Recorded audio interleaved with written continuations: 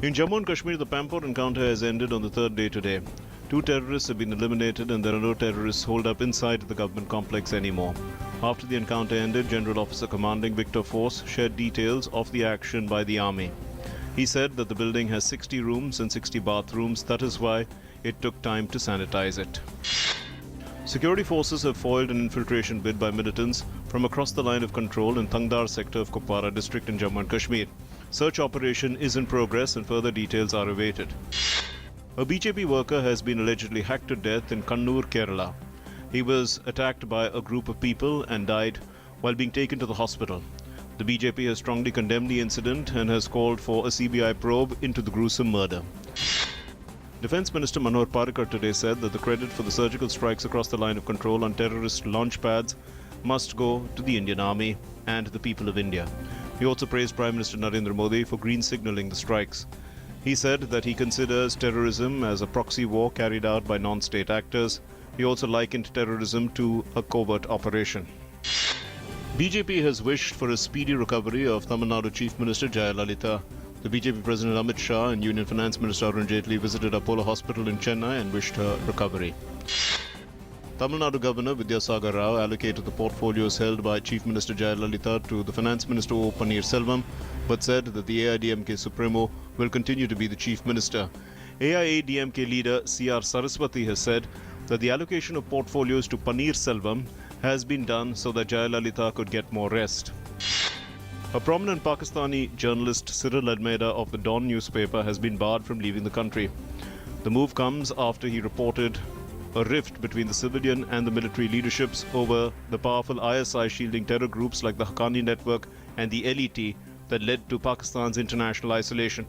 Reacting to this development, the US has expressed concern over the difficulties and dangers faced by journalists in Pakistan. Pakistan-occupied Kashmir and Gilgit-Baltistan expats protested against terror camps in Pak-aided cross-border terrorism. Baloch Freedom Movement leader Naila Qadri Baloch said the United Nations needs to take a stand and pressurize the Pakistan government to stop the genocide and atrocities in Balochistan. She said that Pakistan has created many terror groups in Pakistan-occupied Kashmir. BRICS Trade Fair begins today with focus on startups in New Delhi. It aims to bring together young entrepreneurs from across BRICS nations to this platform.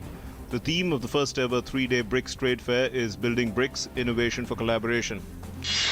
India has raised concerns over Russia's military drill with Pakistan.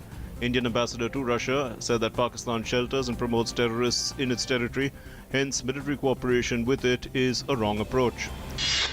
The US President Barack Obama has slammed Donald Trump, saying that the Republican presidential candidate does not have the temperament, knowledge, or basic honesty to be his successor at the White House. He also urged voters to choose the right person on November 8th presidential elections.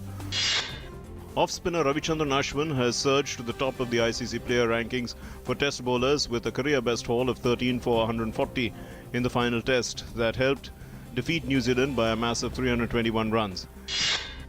Indian captain Virat Kohli was presented with the ICC Test Championship mace for leading his team to the top of the team test rankings. India registered a sublime 321-run win against New Zealand in Indore, ensuring a 3-0 whitewash. Union Minister for Information and Broadcasting M. Venkaiah Naidu and senior BJP leaders as well as leaders from other political parties participated in Allai Balai program in Hyderabad. Conceptualized by the Union Minister of State for Labour and Employment, Bandaru Dattatreya, it is an apolitical forum to bring people from varied backgrounds on a common platform and has been organized over the last 12 years to mark Dasara festival. The 10th day of Muharram, Yawm-e-Ashura, is being observed in various cities across the country today. On this day, martyrdom of Imam Hussain, the grandson of Prophet Muhammad, and 71 members of his family and associates is observed.